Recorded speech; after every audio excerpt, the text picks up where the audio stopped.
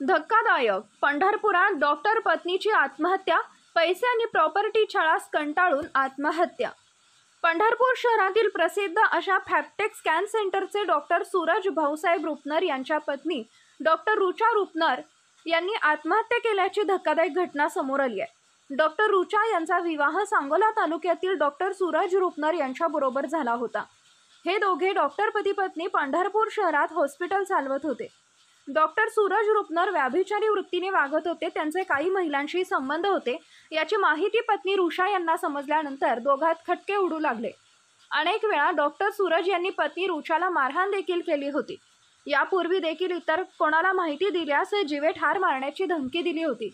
Doctor Rucha यांच्या नावावर पंढरपूर शहरात मोक्याच्या ठिकाणी 4 गुंठे जागा, त्यावरती डॉक्टर सूरज यांनी कर्ज काढले होते. ते नील करून नवीन अत्याधुनिक पद्धतीची नवीन MIR मशीन घेण्याकरता लोन काढायचं होतं. त्यास डॉक्टर रुचा यांनी विरोध दर्शवला होता. कर्ज घेण्यासाठी सही का करत नाही म्हणून सतत शिवीगाळ करून मारहाण केली जात होती. डॉक्टर सूरज रुपनर व डॉक्टर रुचा रुपनर यांना 2 लहान मुलं आहेत. ते राहण्यासाठी सांगोला तालुक्यातील फॅप्टेक कॉलेजच्या वसाहतीत राहत होते. पैसे, प्रॉपर्टी, मारहाण, मानसिक छळ या सततच्या त्रासाला कंटाळून डॉक्टर रुचा यांनी आत्महत्या केल्याचे त्यांचे भाऊ ऋषिकेश संजय पाटील यांनी पोलीस ठाण्यात हजर राहून गुन्हा दाखल केलाय. सांगोला तालुक्यातील प्रसिद्ध उद्योगपती फॅप्टेक उद्योग समूहाचे अध्यक्ष भाऊसाहेब रुपनर यांच्या स्नुषा होत्या. डॉक्टर रुचा यांच्या आत्महत्येने हळहळ व्यक्त होत आहे.